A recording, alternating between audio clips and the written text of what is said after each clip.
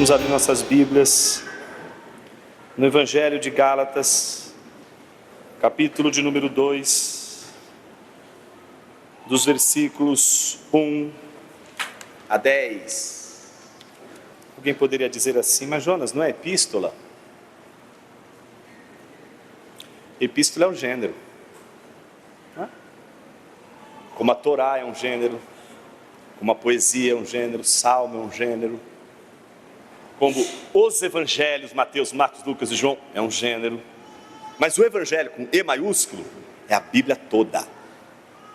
O evangelho não é só um pedacinho da Bíblia, é a Bíblia toda. Toda ela é a boa notícia de Deus para homens pecadores miseráveis e que precisam da redenção. E por isso quero convidá-los a ler o Evangelho de Gálatas, capítulo 2, dos versículos 1 a 10, dizendo o seguinte: 14 anos depois fui outra vez a Jerusalém com Barnabé, levando também Tito. Fui em obediência a uma revelação e lhes apresentei o evangelho que prego entre os gentios, mas fiz isso em particular aos que pareciam de maior influência, para não correr ou ter corrido em vão. Mas nem mesmo Tito, que estava comigo, sendo grego, foi obrigado a submeter-se à circuncisão. E isto surgiu por causa dos falsos irmãos que se haviam infiltrado para espreitar a liberdade que temos em Cristo Jesus e nos reduzir à escravidão. A esses não nos submetemos por um instante sequer, para que a verdade do evangelho permanecesse entre vocês. E quanto àqueles que pareciam ser alguma coisa, o que eles foram no passado não me interessa, Deus não aceita a aparência do homem. Esses, digo, que pareciam ser de maior influência, nada me acrescentaram. Pelo contrário, quando viram que me havia sido confiado o evangelho da incircuncisão, assim como a Pedro foi confiado o evangelho da circuncisão, pois aquele que operou eficazmente em Pedro para o apostolado da circuncisão, também operou eficazmente em mim para com os gentios. E quando reconheceram a graça que me foi dada, Tiago, Cefas e João, que eram reputados colunas, estenderam a mim e a Barnabé a mão direita da comunhão, a fim de que nós fôssemos para os gentios e eles fossem para a circuncisão. Somente recomendaram que nos lembrássemos dos pobres, o que também me esforcei por fazer. Oremos uma vez mais. Senhor, fale conosco através de Tua palavra.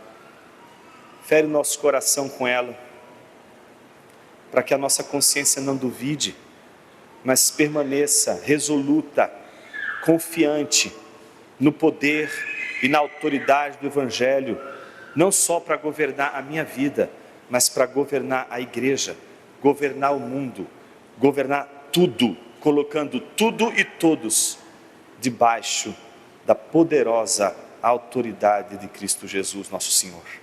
A Ele damos todo louvor, toda honra e toda glória nesta manhã. E no nome dEle, oramos. Amém. Nossa jornada em Gálatas tem revelado uma igreja desviada, dividida, por causa de um evangelho diferente. E um evangelho diferente não é evangelho, por isso não transforma, não redime, não restaura. E ao mesmo tempo, uma igreja dividida, fragmentada pelo falso evangelho, desconfiada do apostolado daquele que um dia pregou o evangelho aos Gálatas e levou o evangelho restaurador a eles. Paulo, portanto, inicia defendendo o seu apostolado, defendendo que mesmo sendo um apóstolo, como depois ele dirá, fora de época, fora de tempo, ainda assim era apóstolo, tal como os outros eram apóstolos segundo o chamamento de Cristo Jesus, porque ele também fora chamado por Cristo Jesus como todos os outros, mas chamado pelo Cristo ressurreto, fazendo de sua própria vocação a evidência da ressurreição de Jesus para a igreja, para que a igreja, na própria vocação ministerial do apostolado paulino, encontrasse não apenas as marcas do Cordeiro, mas a marca do Cordeiro que ressuscitou dentre os mortos e que fala, está presente e sabe do que sua igreja precisa. E a igreja precisava de mais um apóstolo que não fosse apenas para os da circuncisão, mas um apóstolo que também alcançasse aqueles que também eram da incircuncisão. Então Paulo precisa alegar a esta igreja os fundamentos desse apostolado, e como nós vimos no último sermão, a sua alegação apresenta 4 fundamentos, tal como a gente apresentou na semana passada. O evangelho não é uma mensagem humana, porque o evangelho não é fruto de revelação humana, o evangelho não é fruto de ensino humano, 3 negativas e uma afirmativa, porque o evangelho é a mensagem dada, revelada de Cristo Jesus, o ressurreto. Essas 4 afirmações de Paulo não resumem outra coisa senão, primeiro, o evangelho é uma mensagem divina, não veio da imaginação de Paulo. Paulo não inventou essa imagem, Paulo não inventou essa ideia de evangelho. Esse evangelho é divino. Por isso Paulo, em primeiro lugar, vai afirmar: não veio de ser humano algum. Na sequência ele vai dizer: não foi revelado por homem nenhum a ele. Ou seja, segundo, nenhum homem revela para Paulo o que era esse evangelho. Terceiro, nenhum homem ensina para Paulo, faz um curso, dá um curso para Paulo para dizer o que é o evangelho. Pelo contrário, Paulo está categoricamente dizendo que se trata de uma mensagem divina e que veio do próprio Cristo. E para sustentar essa alegação, nós vimos, Paulo vai dar o seu testemunho, que persegue até o sermão de hoje e perseguirá o sermão da semana que vem. É um longo testemunho em que Paulo vai reforçar essas alegações. E nós vimos que a primeira parte do testemunho começa, em primeiro lugar, com Paulo fazendo um chamado a entender, as pessoas que estavam, aos Gálatas, entenderem a sua conversão, quem ele era antes, um judeu piedoso. E ele está chamando a atenção para o fato de que ele sabe o que é a circuncisão, porque ele foi, de todos os judeus, o mais piedoso e o mais rigoroso com relação à circuncisão. Mostra que ele teve uma conversão que foi fruto não de um movimento do seu coração. Segundo o movimento de Paulo é dizer: não foi eu que fui até Jesus, foi Jesus que veio ao meu encontro. E todo crente na verdade deveria concluir isso: não foi você que foi até Jesus.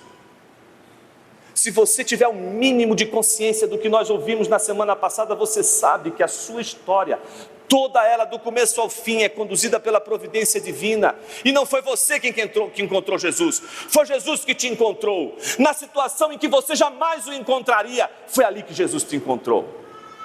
Então Cristo vai ao encontro de Paulo, Cristo aparece a Paulo.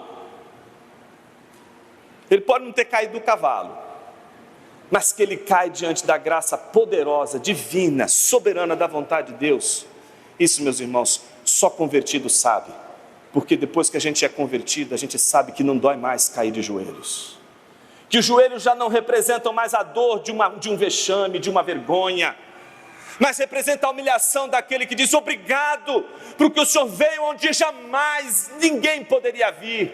O Senhor me encontrou não nos momentos mais belos e preciosos da minha vida, não nos momentos mais incríveis em que eu era a pessoa mais feliz desse mundo. O Senhor me encontrou no momento em que eu estava perdido e decepcionado com as minhas próprias ações, com a minha própria vida, com a minha própria existência, com o meu próprio viver no mundo. Jesus nos encontra assim. E mesmo que você tenha sido encontrado no momento mais incrível da sua vida, Ele não vai te encontrar sem antes mostrar um espelho para que você saiba que aquilo era só uma mera aparência. E quando Ele mostra o espelho, a gente sabe do que a gente é feito. Por isso que a gente não consegue dizer outra coisa senão a gente é porcaria. Porque a gente olha para o espelho e diz assim: você não pode olhar para o espelho depois do evangelho e dizer assim: uau! Você olha para o espelho, vê seu coração, a primeira coisa você diz assim: oh, chega, para com esse espelho, já deu, já vi tudo, não é? Deixa eu ver sua glória. Eu falei: então, estou mostrando a minha glória, e está mostrando você podre. E você: mas Senhor, eu não estou vendo a sua glória. Eu estou mostrando a minha glória. A gente quer ver a glória de Deus na nossa exaltação, mas são poucos aqueles que descobrirão a redenção na glória divina revelada na nossa humilhação, na nossa obediência, na nossa prostração. Por isso o terceiro movimento de Paulo é atender ao chamado de Deus para os gentios, se entrega aos gentios, e não faz isso de qualquer jeito. Faz um seminário na Arábia, depois vai lá 2 semanas, passa um tempinho lá com os apóstolos, depois de 2 semanas, passa mais 11 anos pregando o Evangelho. E aí o texto termina com Paulo, depois de ter falado da validade do seu sermão, da sua conversão e do seu chamado para os gentios, por meio dos apóstolos que ali estavam na sua primeira estadia em Jerusalém, termina mostrando que as igrejas locais da Judéia, todas elas a uma só voz diziam: o que antes perseguia a igreja, agora prega a fé que no passado queria destruir. Então Paulo está contando o testemunho e ao mesmo tempo mostrando que não somente Paulo, mas as igrejas judias, as igrejas da Judéia, as igrejas que eram daqueles da circuncisão, sabiam que Paulo era o perseguidor, mas que agora havia se convertido, ou convertido por Deus ele havia sido, para que nessa hora pudesse então pregar o Evangelho, o verdadeiro Evangelho. O testemunho de Paulo vai continuar, como a gente viu no texto de hoje. Só que ele vai continuar agora chamando a atenção para uma discussão, uma tensão, que não é só aquela tensão que está entre os Gálatas, mas uma tensão que parece estar também em Jerusalém. A tensão sobre o Evangelho pregado aos da incircuncisão, aos gentios, a você, a mim, a todos aqueles que não nasceram etnicamente povo de Deus, mas que foram feitos povo de Deus por causa do sangue precioso de Jesus. E ele vai falar então da unidade, de uma igreja que sempre vai enfrentar divisões. Não podemos perder de vista que Paulo está pregando para uma igreja dividida.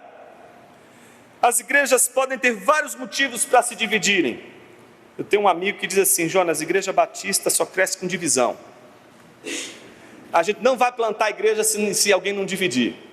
Batista, para plantar a igreja, tem que dividir. É a natureza do batista plantar a igreja. Eu acho que isso está errado, mas enfim. A ideia é de que as igrejas se dividem porque lideranças são incompatíveis, porque de repente numa igreja surge 2 lideranças, essas lideranças não são compatíveis, a igreja racha.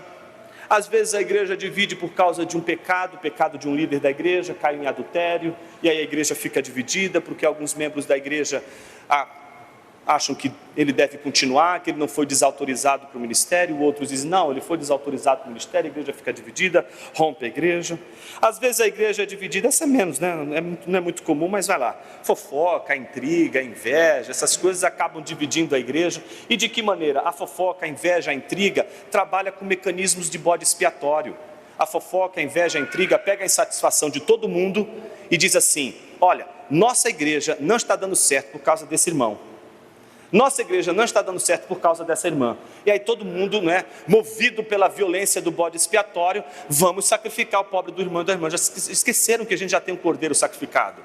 Mas agora não, vamos repetir o sacrifício, só que agora, para expulsar do nosso meio um bode. Então a gente acaba dividindo a igreja por partidos. Eu sou de fulano, eu sou de ciclano, aquela coisa toda. A gente divide a igreja também por causa de falsas doutrinas. Igrejas ficam divididas, aí de repente a igreja estava indo bem, um irmão ali da igreja assistiu a pregação chocante, fica revoltado com a igreja, aí começa a pregar e fazer o sermão chocante, chocar a igreja não choca, não põe ovo, né? Não nasce nada de novo, não acontece nada de extraordinário, a igreja... Oh, meus irmãos,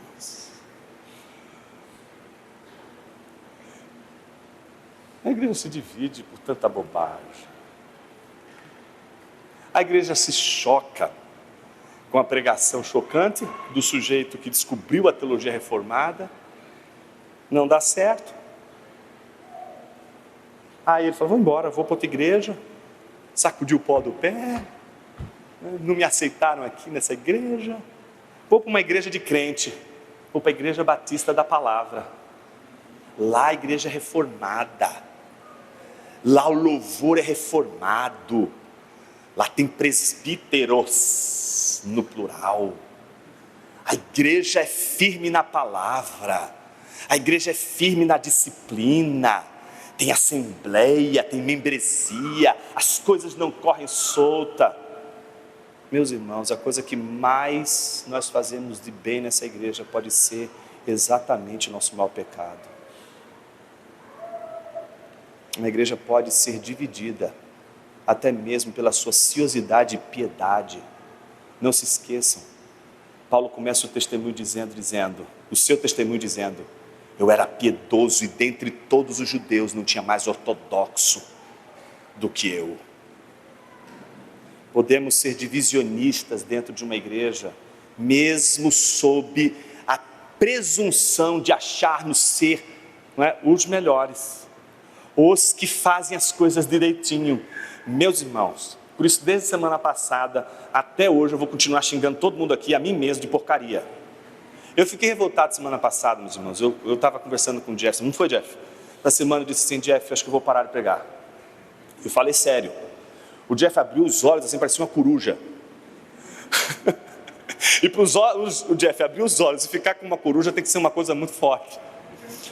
Eu falei: por que você vai parar de pregar? Se for para pregar autoajuda, ele disse: então para mesmo. Eu estou dizendo para ele que, veja, é difícil pregar um sermão e que toda hora que você prega o sermão está massacrando seu povo, massacrando você e pesando. Eu falo assim: poxa vida, mas não dá para dar alívio não. Fafá todo domingo chega assim: ô, você, mais uma vez um visitante chega aqui, você xingou o visitante de porcaria. Eu falo assim: meu senhor, acho que não vai dar mais não. Não vai dar para pregar mais. É muita ira. Tem que ficar o coração mais brando aqui. O coração tem que ficar mais leve. Vou parar de pregar. Aí, meus irmãos, eu fiz a besteira falei: bom, depois de conversar com o Jeff, eu fui preparar o sermão, né? Vai dar no que você vai ver hoje aqui. Estou pregando, para você ver, não parei, vou continuar. E não tem o que fazer, meus irmãos. Senta o bumbum aí na cadeira e escuta agora o que vem pela frente, porque eu escutei isso aqui, foi uma bomba, e eu não vou ficar com essa bomba sozinho comigo. Se eu fico uma noite, 2 noites, e a Ju sabe, foram 3 noites sem dormir direito, não é não, Ju? 3 noites sem dormir direito. O que é 3 noites suas? Então, pega aí dessa semana 3 noites sem dormir aí com esse sermão aqui. Vamos lá. Qual é o antídoto para a divisão da igreja? Fiquei perguntando: Senhor, o que pode impedir nossa igreja de ser dividida? Como que esse texto pode falar para a gente se os gálatas estão divididos por causa de falsa doutrina? Como que esse texto pode falar para a gente sobre falsa doutrina? Como ele pode falar de divisão na nossa igreja nesses termos? Então eu fiquei me perguntando: Senhor, como é que a gente pode evitar divisões na igreja? Como é que a gente pode evitar que a igreja se fragmente? E a palavra de Deus nos ensina, através de um único critério: o poder e a autoridade do evangelho. Não é o pastor, não são os presbíteros, não é o louvor da igreja, entendeu? Não é o jeito que a igreja canta, não é o jeito que a igreja se comporta, não é porque tem, né, gente que é mais, eu não gosto eu gosto das coisas muito, com as palavras muito bem colocadas no seu devido lugar, e o outro que é escrachado. Pouco importa. O que gosta das palavrinhas todas empoladas, toda bonitinha, vai ter que ouvir a palavra de Deus, que vai cortar o coração dele, tanto como aquele que é todo escrachado, quando alguém fala com a palavrinha toda empoladinha, mas o evangelho está fiel ali, cortando e rasgando tudo. Sabe por quê? O evangelho é uma espada. É uma espada de 2 gumes. E para aqueles que aqui estão, que foram chamados para o ministério da palavra, vai cortar você também. Não corta só quem ouve, corta quem também prega. A Bíblia vai cortar dos 2 lados, vai fatiando assim, ó, pum, pum, pum, pum, pum, pum, vai cortando dos 2 lados, não vai sobrando nada. É assim que Deus cuida de uma igreja. Porque o evangelho é Ele e a autoridade dele, a única força que nos faz obedecer a Cristo. Não pode ser o carisma de uma pessoa, não pode ser a autoridade de um presbitério, não pode ser a autoridade de uma congregação. Tem de ser de onde emana a autoridade de um presbitério, de onde emana a autoridade de uma igreja, que é o Evangelho. Se não nos submetemos ao Evangelho, não adianta, porque homem nenhum, pessoas nem quaisquer que sejam, podem validar a única autoridade que põe você de joelho diante do crucificado, o Evangelho. O texto que nós acabamos de ler responde isso em 4 partes, 4 ensinos. Primeiro ensino, versículos 1 e 2, a apresentação do Evangelho. Segundo ensino, a defesa do Evangelho, 3 a 5.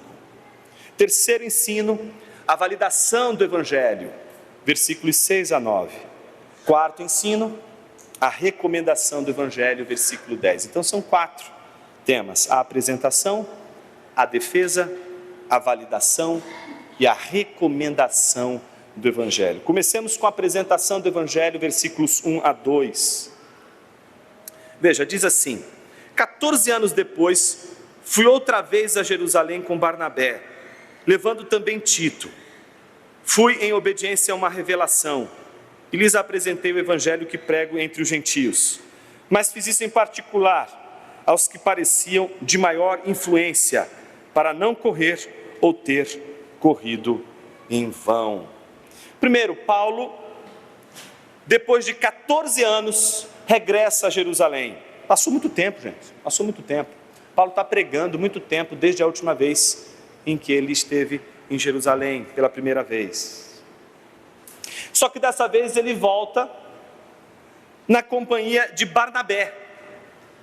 Barnabé é uma figura importante na vida e ministério de Paulo, não só porque é quem, de alguma forma, estabelece uma espécie de mentoria, mas é aquele que também é companheiro de Paulo nas viagens, que está junto com Paulo nas viagens, que desenvolve ministério junto com Paulo, e que é judeu como Paulo.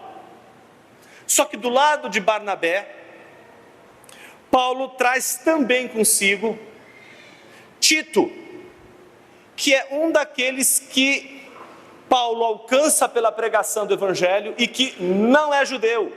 Ele não foi circuncidado, ele portanto é um incircunciso, ele é portanto um gentil, ele representa todos nós. Aquele que está com Paulo, portanto não era judeu, estava com ele junto com outro judeu que era Barnabé, e eles estão chegando em Jerusalém depois de 14 anos. Segunda coisa importante, ele não vai para Jerusalém porque ele está meio preocupado assim.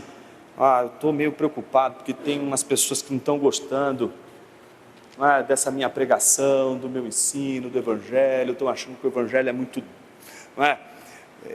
invenção da minha cabeça, que veio de homens, e eu estou tentando dizer que esse Evangelho é a revelação de Deus, vem do próprio Deus, mas não estou convencendo, então eu vou até Jerusalém para buscar um apoio, porque quem sabe tendo o apoio de 3 grandes nomes, imagina, Tiago, Pedro e João endossando a minha pregação, se eu tivesse essas pessoas dizendo assim, olha, minha pregação é verdadeira, e tivesse esses 3 endossando, Paulo estaria dizendo o quê?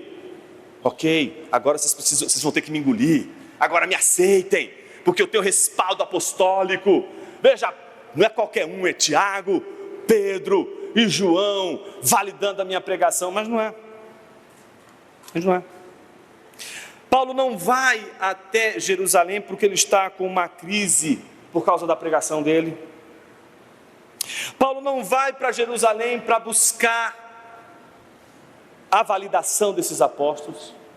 Segundo, Paulo não vai para Jerusalém porque os apóstolos estão desconfiados, ouviram Paulo falar umas coisas estranhas, estão dizendo assim, Paulo, está na hora de você aparecer aqui na nossa série de formação ministerial e dar alguns esclarecimentos aqui sobre o que você tem anunciado nas igrejas gentílicas. Não está certo o que você está falando, vem aqui dar. Não é uma conferência, não é uma consulta que os apóstolos estão fazendo com Paulo e chamando Paulo para responder algumas perguntas porque eles estão em dúvida com relação à pregação de Paulo. Não é isso. Por que Paulo foi? Obediência. Obediência a uma simples revelação de Deus. A gente não sabe ao certo o material dessa revelação, mas, ao que tudo indica, envolve o episódio de Atos. E eu peço que você deixe o seu dedinho marcado em Gálatas e rapidamente vá para Atos 11.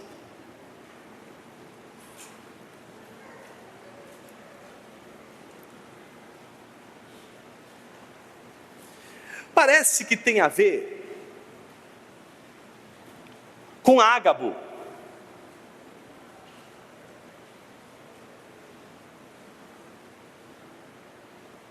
Ágabo, naqueles dias, trouxe uma revelação de Deus. Veja, vamos ler apenas os versículos 27 a 30. Naqueles dias, alguns profetas foram de Jerusalém para Antioquia, e apresentando-se um deles, chamado Ágabo, dava a entender pelo Espírito que haveria uma grande fome em todo mundo. Essa fome veio nos dias do imperador Cláudio. Os discípulos, cada um conforme as suas posses, resolveram mandar uma ajuda aos irmãos que moravam na Judéia. Vocês lembram o que acontece com as igrejas da Judéia? São as igrejas que apoiam Paulo, certo? Mas esses irmãos agora, a partir dessa profecia de que viria uma grande fome, eles foram atravessados por essa fome. Essa fome foi tão poderosa sobre eles, caiu sobre eles, que os discípulos, conforme as suas posses, mandavam ajudas aos irmãos que moravam na Judéia, e eles o fizeram isso, enviando essa ajuda, veja, aos presbíteros, por meio de quem? De Barnabé e Paulo.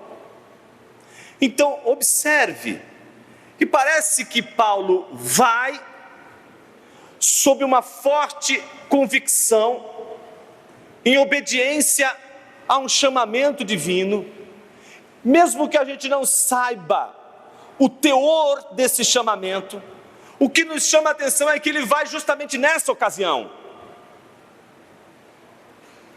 E essa ocasião é a ocasião em que, portanto, Jerusalém, o QG de Jerusalém, está preocupado sobretudo com as igrejas da Judéia, porque são as igrejas que estão passando fome, são as igrejas que estão enfrentando pobreza enorme, e que estão precisando de apoio, estão precisando de ajuda. Então parece que Paulo é movido a Jerusalém por outras razões, não eram as razões pelas quais a gente julgaria ser as razões de Gálatas, para simplesmente, olha, eu quero comprovar o meu apostolado porque eu estou com um problema com os Gálatas. Não era isso, ele foi por outras razões. A questão era outra. Ele só está contando esse testemunho para os Gálatas muito depois do que aconteceu. Então sabemos que Paulo está num contexto em que a igreja de Jerusalém está preocupada, envolvida com as igrejas da Judéia que estão passando fome.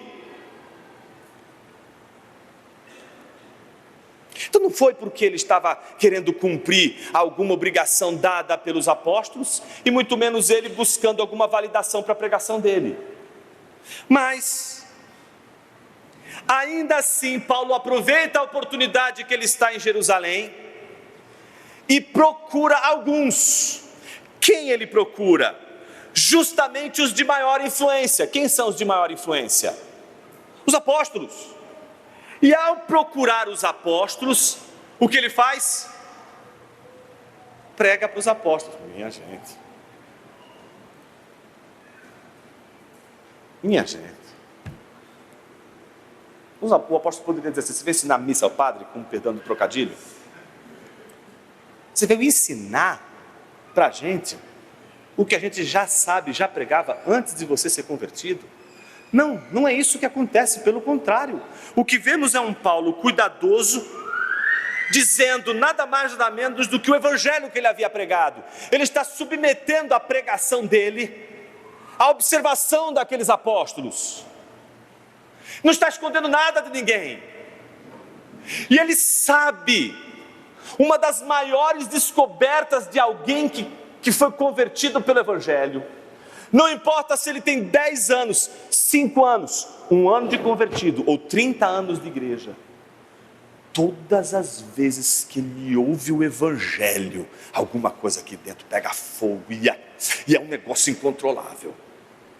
Sabe? Aquele fogo que você sentia lá nos movimentos carismáticos, chega nem perto desse. Chega nem perto. Aquele lá você pode rodar. Esse aqui faz você rodar o mundo. Faz você cruzar fronteiras. Faz você pregar o evangelho onde você jamais pregaria. Faz você entrar em lugares onde você não entraria.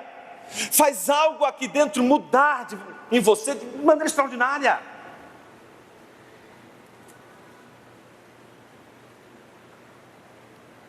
Então o Paulo que faz? Resolve apresentar o evangelho que prega aos gentios. Veja, este é o evangelho que eu estou pregando aos gentios.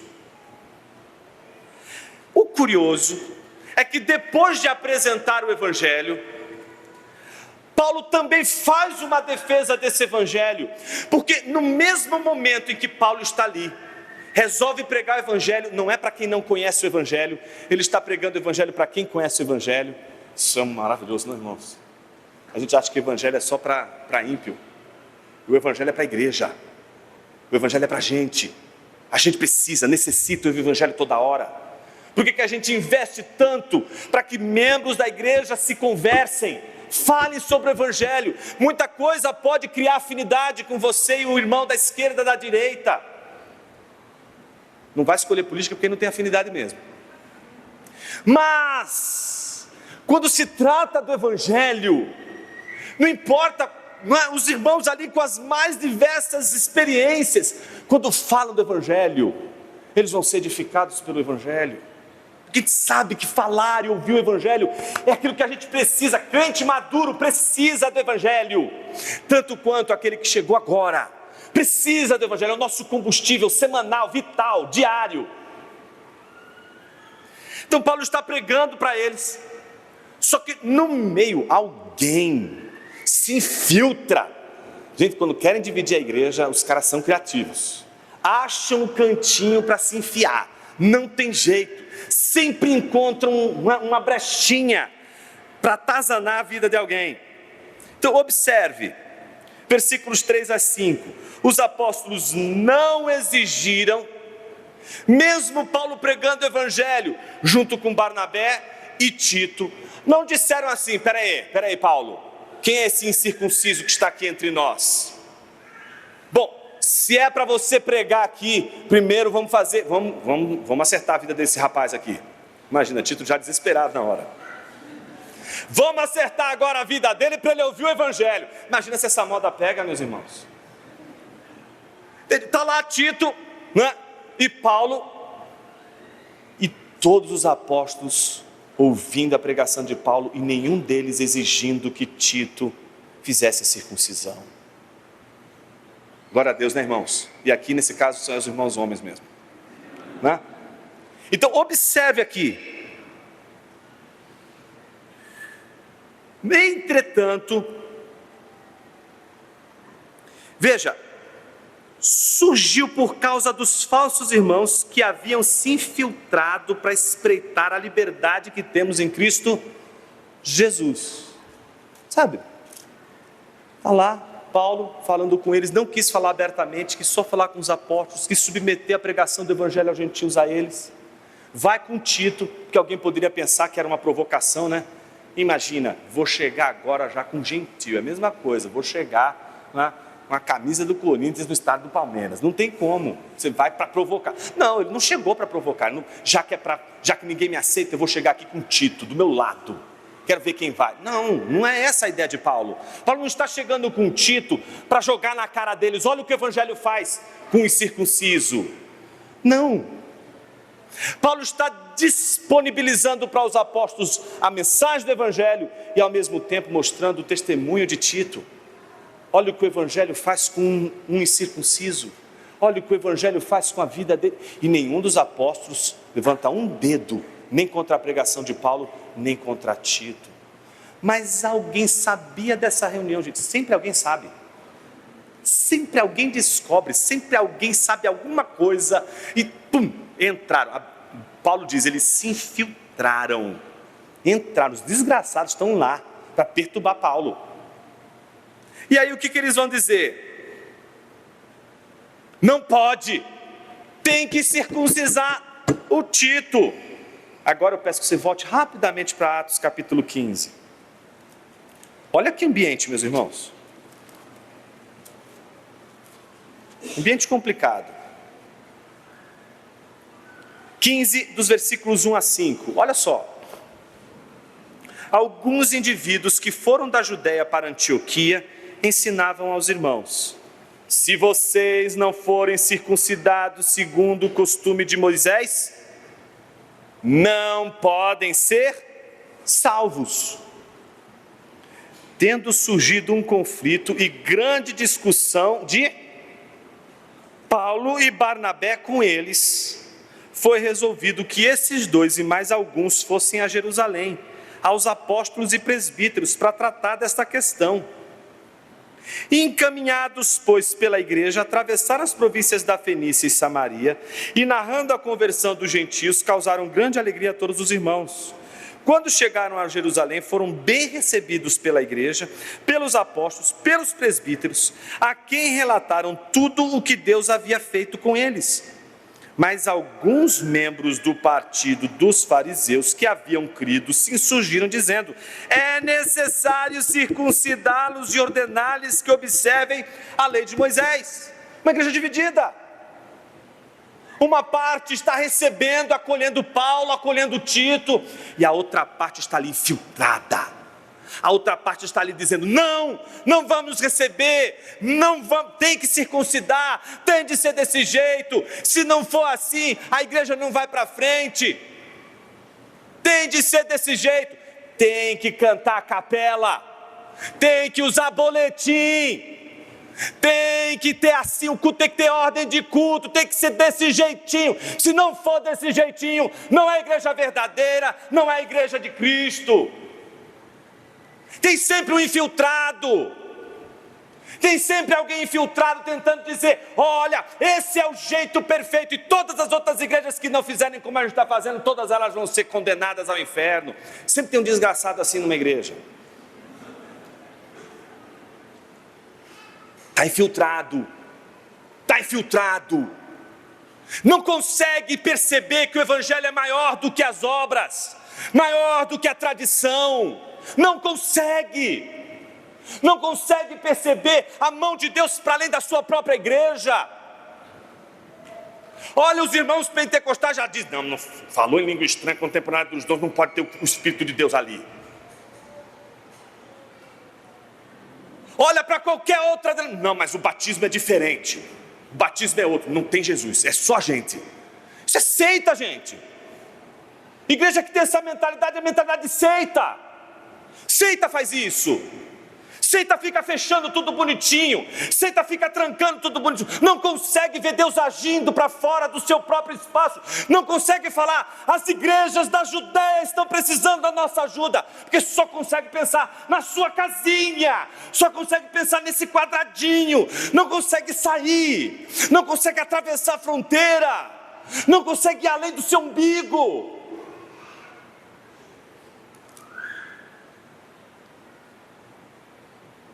Está entendendo mais ou menos por que as noites foram perdidas? Calma, é só o começo, aguenta aí.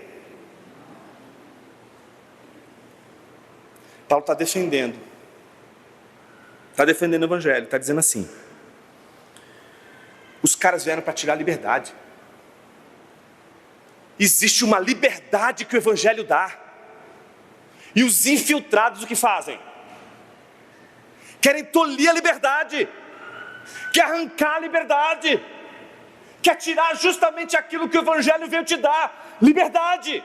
O evangelho veio te dar liberdade, e o sujeito vem dar para você um monte de regrinha, dizendo assim: ó, se não for assim, assim, assim, assim, assim, assim, assim, não tem conversa.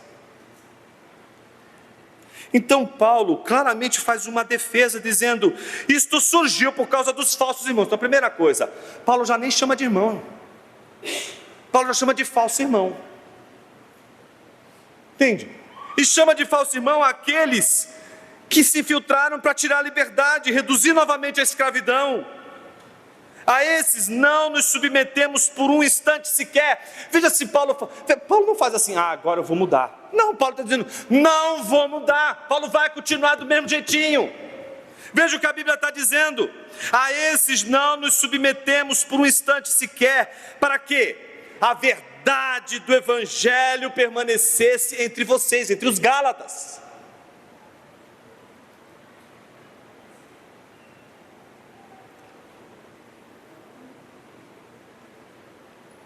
Terceiro ponto, passamos da apresentação à defesa. Paulo defende o Evangelho contra os falsos irmãos que viam tolir a liberdade. E na sequência ele então valida o Evangelho, a pregação. Como ele faz isso? Primeiro, ele recorre à autoridade dos apóstolos, dizendo, e quanto àqueles que pareciam ser alguma coisa, e aqui não tem nenhuma ironia de Paulo, não adianta você tentar dizendo que Paulo está ali brigando com as colunas. Paulo não está brigando com coluna nenhuma ali, não está brigando com Pedro, ainda não está brigando com nenhum deles. O que Paulo está simplesmente dizendo é que aqueles que são a coluna, aqueles que são dignos de reputação, aqueles que têm a maior influência na igreja, aqueles que têm a maior autoridade na igreja, eles podiam me calar, eles podiam mandar Tito se circuncidar, podiam olhar para os falsos irmãos e dizer assim, vocês estão em pecado. Os falsos irmãos aqui estão dizendo que vocês não estão fazendo a coisa direito, mas não, veja o que Paulo vai dizer. O que eles foram no passado não me interessa. Deus não aceita a aparência do homem, ou seja, Deus não está julgando o que eles fizeram, a história dele está sendo julgado agora, é o Evangelho que está sendo pregado, isso é que está sob júdice. E quando a gente coloca o Evangelho em questão, todas as outras todas elas são inferiores, tudo se submete ao Evangelho, inclusive os apóstolos. Esses, os de reputação, digo, que pareciam ser de maior influência, nada me acrescentaram, não pegaram o sermão de Paulo e disseram assim, olha, sua pregação está faltando aqui sentença de transição, não foi muito clara a sua sentença de transição, não foi muito clara a sua conclusão, não vi no final a explicitação do Evangelho, olha, a sua introdução foi muito longa, foi maior do que os tópicos do sermão, seu sermão foi todo desigual, e acima de tudo, o que você pregou não é o Evangelho de Cristo Jesus, cala a tua boca. Não vemos os apóstolos falarem isso, pelo contrário, veja o que Paulo está dizendo, pelo contrário, quando viram que havia sido confiado o Evangelho da incircuncisão, assim como Pedro foi confiado o Evangelho da circuncisão. Então veja, aqui o Evangelho da circuncisão e da incircuncisão tem que tomar muito cuidado, porque Paulo não está dizendo assim que Pedro tinha que pregar a circuncisão e Paulo tinha que pregar a incircuncisão, ele está aqui fazendo relações, assim como Pedro foi destinado, vocacionado a pregar para os judeus, que são circuncidados, que tem a circuncisão na sua história, que faz parte da sua história, do seu contexto da circuncisão. Paulo foi pregar o Evangelho para aqueles que não têm, estão fora do contexto da circuncisão. A única diferença que Paulo está dizendo é que um foi vocacionado para pregar para os judeus, o outro foi vocacionado para pregar para quem não é judeu. Mas eles não foram chamados para pregar sobre circuncisão. Os dois foram chamados para pregar o Evangelho, aos da circuncisão e aos da incircuncisão, porque o foco está no Evangelho.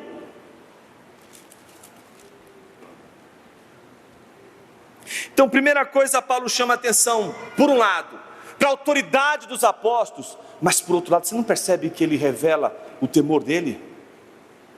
Perceba, Deus não aceita a aparência do homem. Meus irmãos, não existe nada mais terrível que cause mais insegurança na vida de uma pessoa do que o temor dos homens.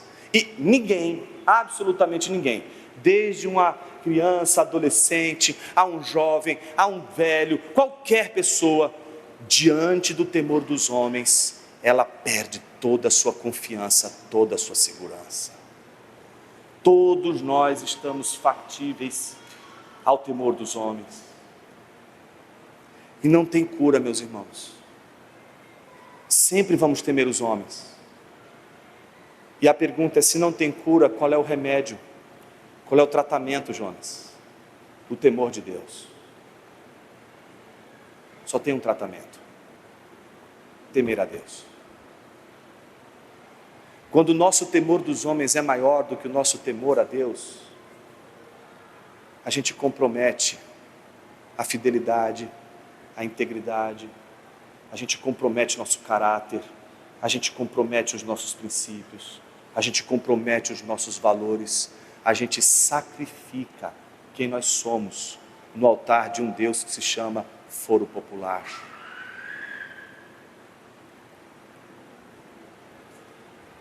Pregar o Evangelho é, de certa forma, aprender o temor do Senhor. Temer a Deus. Temer a Deus não só nos cura do temor dos homens, mas o temor a Deus nos faz perceber o nosso real lugar no mundo.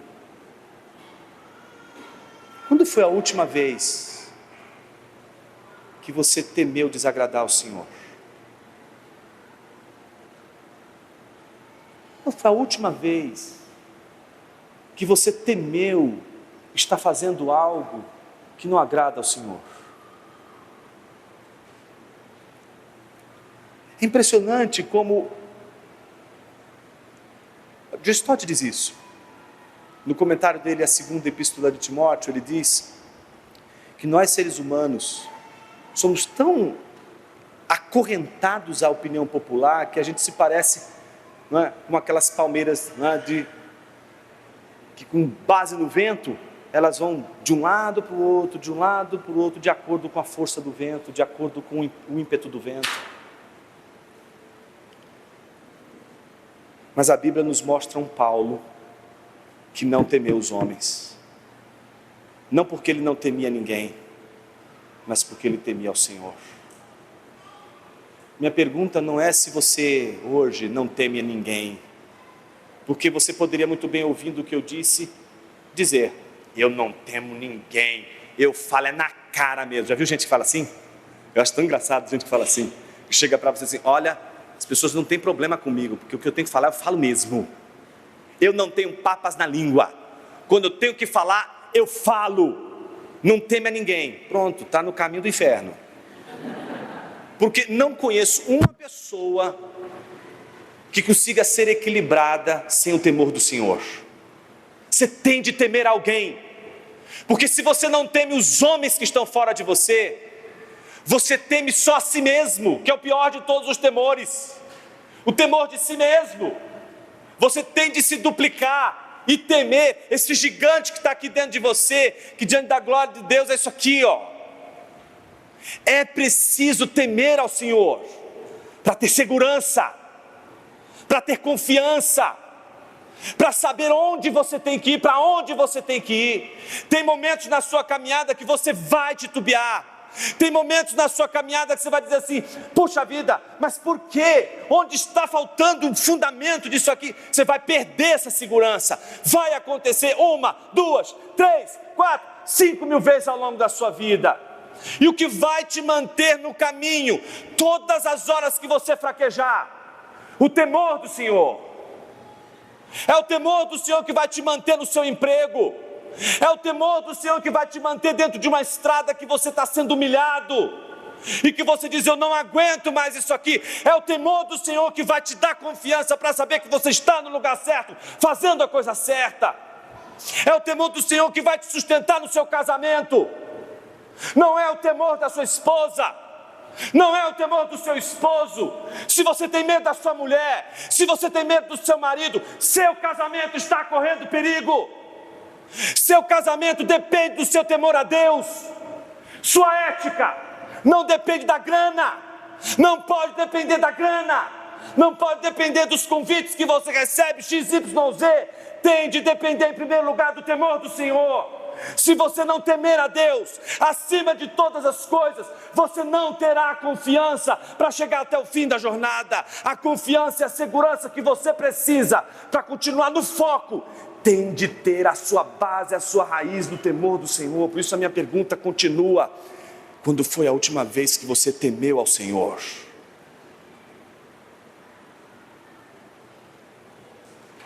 Como Paulo termina a validação dele? Com o testemunho. O testemunho de Tiago, Cefas e João. Eu quero chamar sua atenção para a ordem. Não é Pedro, Tiago e João. É Tiago. Tiago é o pastor de Jerusalém. Você é protestante. Tiago é o pastor de Jerusalém. Tiago é o primeiro pastor da igreja. Tiago é aquele que está liderando, é o primeiro líder da igreja. É Tiago quem primeiro dá a sua vida por aquela igreja. E se você não lembra da história de Tiago, irmão de Jesus, Eusébio de Cesareia te lembra. Ele diz que Tiago tinha joelhos que eram joelhos tão grossos, chamavam ele de joelhos de camelo, de tanto que ele orava no templo.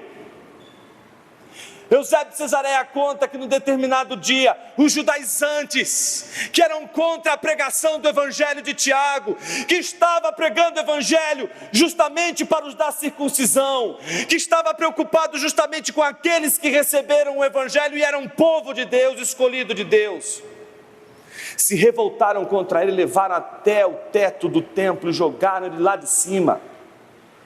A história conta que ele se estatela no chão, fica de joelhos, porque é assim que um convertido vive a vida inteira, prostrado, seja na humilhação a Deus, seja na humilhação diante dos homens por causa de Deus. Eusébio de Cesareia diz que todos esperavam que ele tinha morrido, mas ele se levanta devagar, volta à sua posição normal de dobrar os joelhos e diz as mesmas palavras que o seu irmão um dia disse na cruz: Pai, não imputes a ele este pecado, perdoa-lhes, porque eles não sabem o que fazem. E as pedras vieram de todos os lados. Só uma pessoa que teme ao Senhor aguenta a pedrada. Só uma pessoa que teme ao Senhor aguenta a perseguição. Só uma pessoa que teme ao Senhor aguenta ser jogada de um telhado. Só uma pessoa que teme ao Senhor suporta ali de joelhos até a hora que chega um lavadeiro, um porrete de bater roupa, e bate em sua cabeça várias vezes até ele morrer. Esse é o Tiago.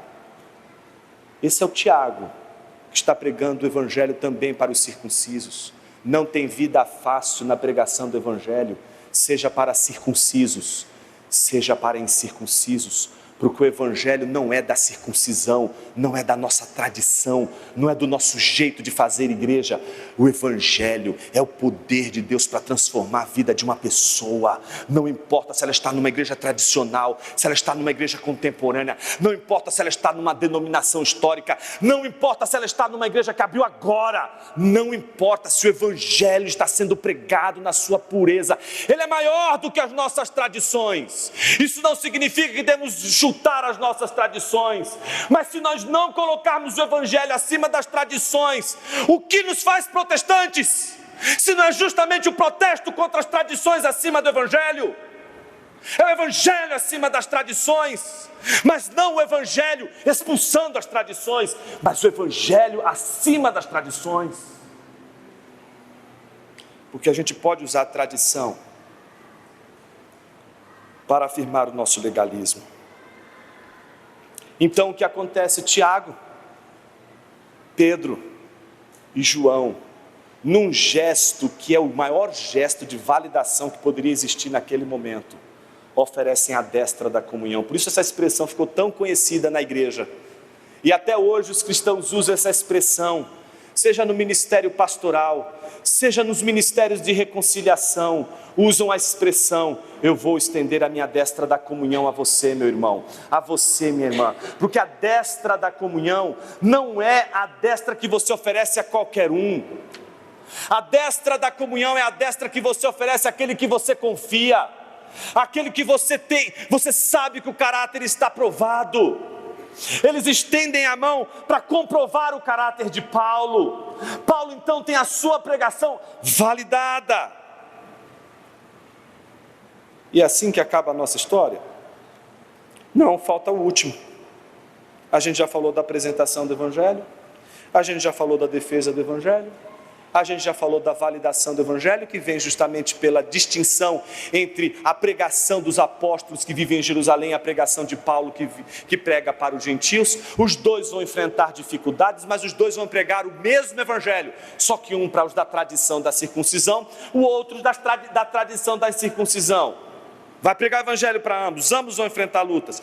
E Paulo é validado na sua pregação do Evangelho para os incircuncisos. Mas como o texto termina?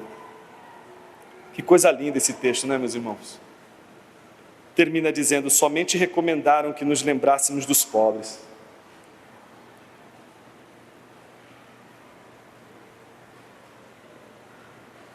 Sabe o que eu imagino aqui que aconteceu?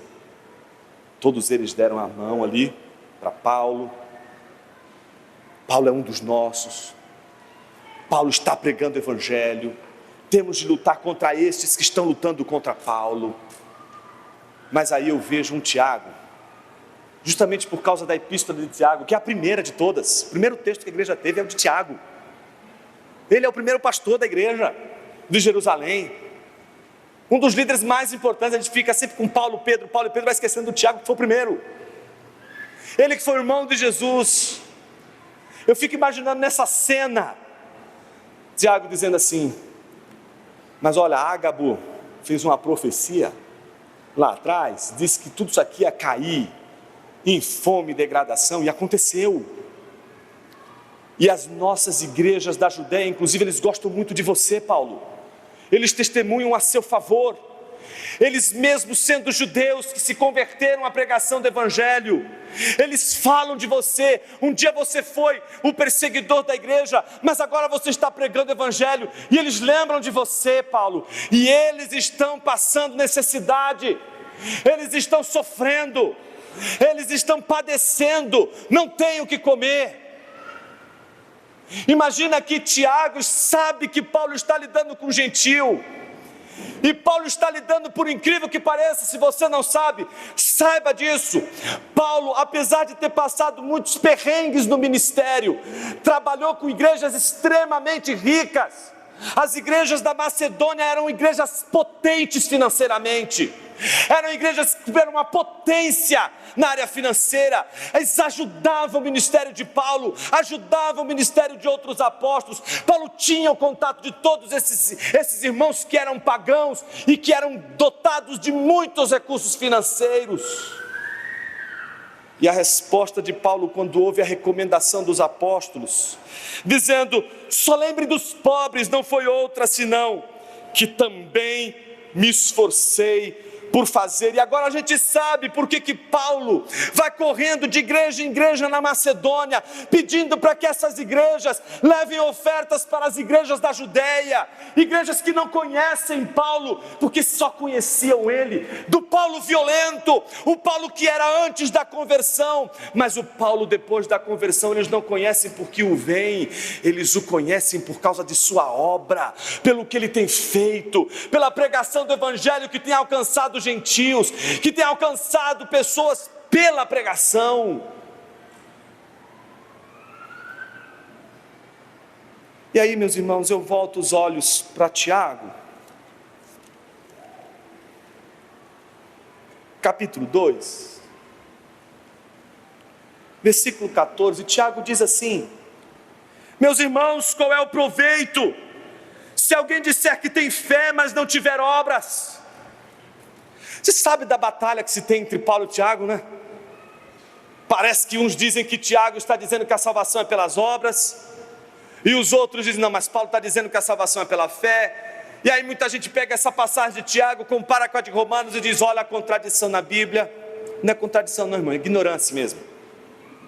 Isso é ignorância. Pessoa que fala uma coisa dessa é ignorante. Ela não fez a leitura do texto.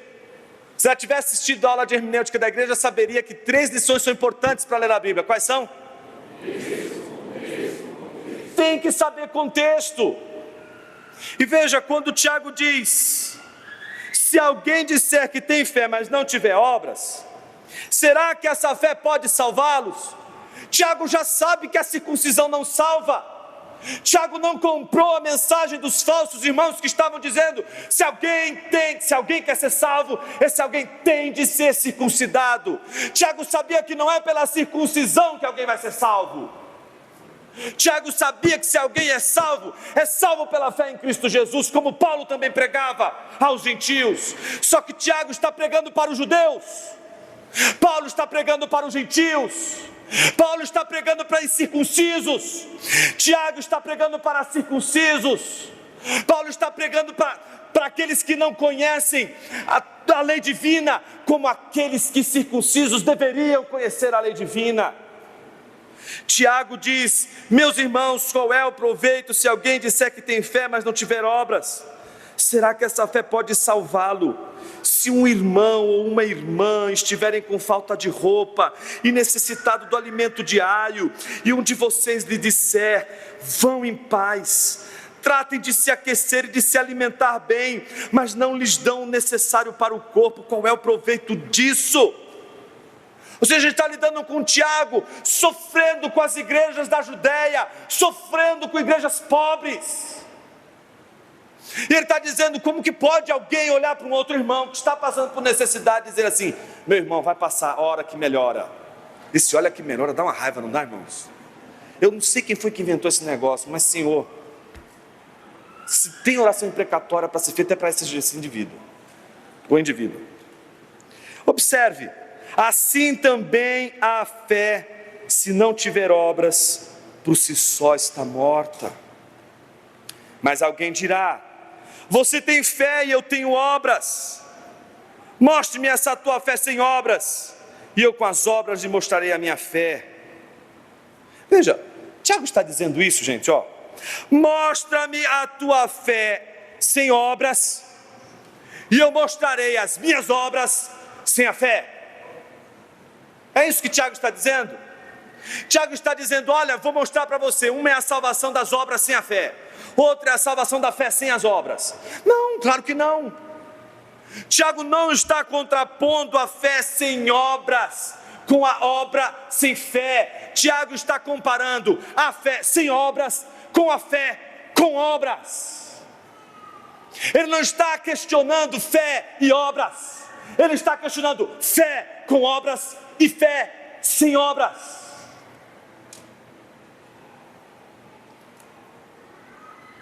O mesmo que Tiago prega para a sua própria igreja em Jerusalém, Tiago também estava esperando de Paulo, que não existe salvação, não existe pregação do Evangelho sem a santa recomendação das obras. As obras não salvam, mas elas validam nossa conversão, meus irmãos. Por isso que um crente tem de se sentir incomodado, uma igreja tem de se sentir incomodada quando ela tem tudo menos missões, quando ela tem tudo menos evangelização, quando ela tem tudo menos conversões.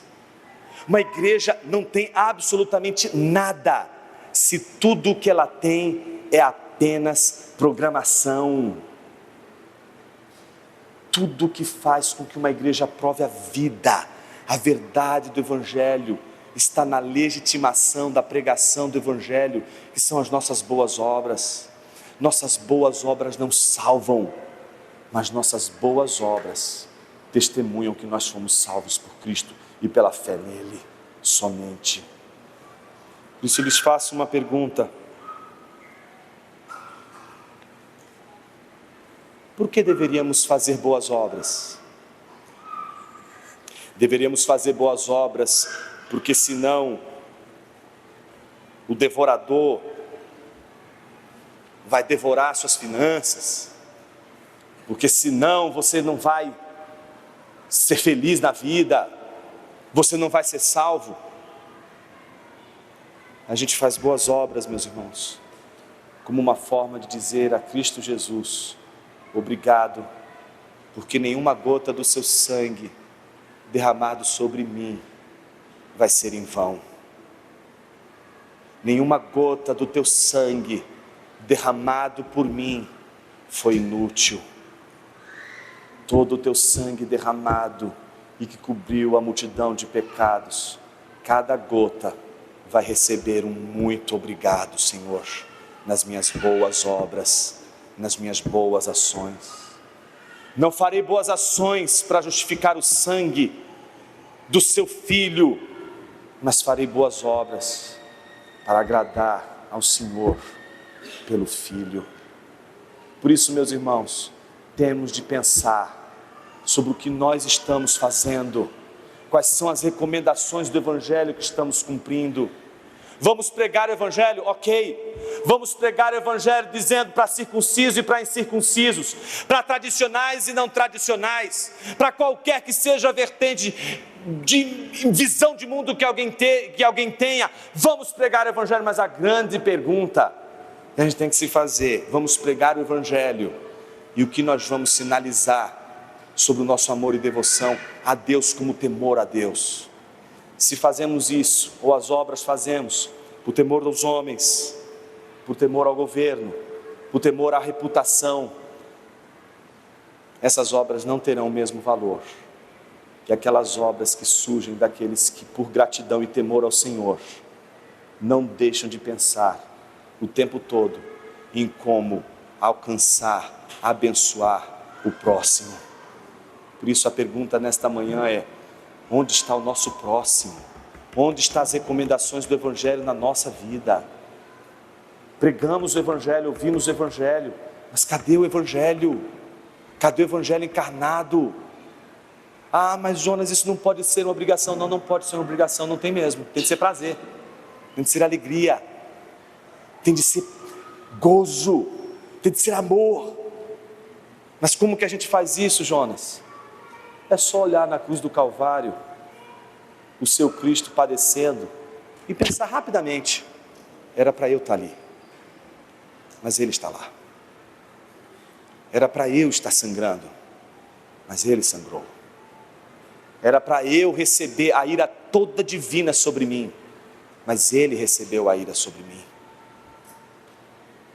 Tem um hino muito antigo, que eu cantava quando criança, que dizia assim: morri na cruz, na fala de Cristo, né? Morri na cruz por ti, que fazes tu por mim?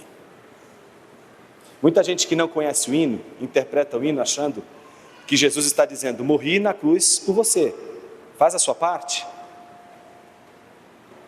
Mas veja, quem está dizendo isso, morri na cruz por ti, não é seu coleguinha de trabalho que quer fazer um negócio com você. Quem está dizendo morri na cruz por ti, não é um herói que igual a você morreu no seu lugar para salvar você. Quem está dizendo morri na cruz por ti é o Filho de Deus. Quando Ele diz que fazes tu por mim, não é o que você vai me dar em troca. Jesus não está em perigo, meus irmãos. Você está achando que você está fazendo negócio? Esse não está falando de um negócio que você tem com Deus. Um negócio que você tem com Jesus. Jesus está em apuros, eu também estou em apuros. Jesus fez algo por mim, agora eu vou dar a troca para Jesus ser salvo de alguma coisa. Não, não. Jesus não está em complicação nenhuma. Jesus não tem problema nenhum. Jesus morreu por você. Quando Jesus disse que fazes tu por mim, é o que fazes você pela causa de Jesus, que é a pregação do Evangelho. Se não existe outra coisa que Cristo chame a sua igreja, meus irmãos, não é outra coisa senão ir de pregar o Evangelho a toda criatura. Queria convidar você a curvar sua cabeça por um momento e a se perguntar, com toda a honestidade do mundo: quando foi a última vez que eu temi ao Senhor por não ter pregado o Evangelho, por não ter anunciado o Evangelho, por não ter socorrido um pobre e um necessitado, por ter simplesmente batido no seu ombro e dito: olha, vai melhorar?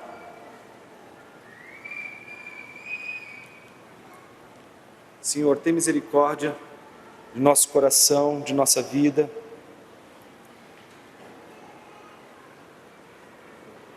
Às vezes, Senhor, a gente não consegue enxergar o nosso pecado, mesmo quando a gente está fazendo a coisa certa. E talvez essa seja a maior dificuldade da nossa vida. Fazendo as coisas certas, não conseguir perceber o que está de errado. Por isso nós te pedimos, pela luz do Teu Espírito, ilumina a vida da nossa igreja, a mente da nossa igreja. Nos perturba sim, Senhor. Nos ensina a temer o Senhor. A não falar o que a gente quer e bem entende, sem antes saber se é o Senhor. Se o recado é do Senhor. Se a palavra vem de Ti. Nos dá temor do Senhor, Pai. Para que absolutamente nada do que a gente fale, faça, pense, provoque outra coisa, senão maior glória ao Teu nome, Senhor. Nos ajude a sermos uma igreja fiel ao Evangelho, que sinaliza isso, na recomendação que os apóstolos fizeram a Paulo, como que dizendo: Paulo, a pregação está linda e maravilhosa, está tudo certo, você está fazendo tudo direitinho, você está pregando o Evangelho, você está fazendo tudo como deve ser feito, mas eu recomendo que você se preocupe com os pobres da Judéia.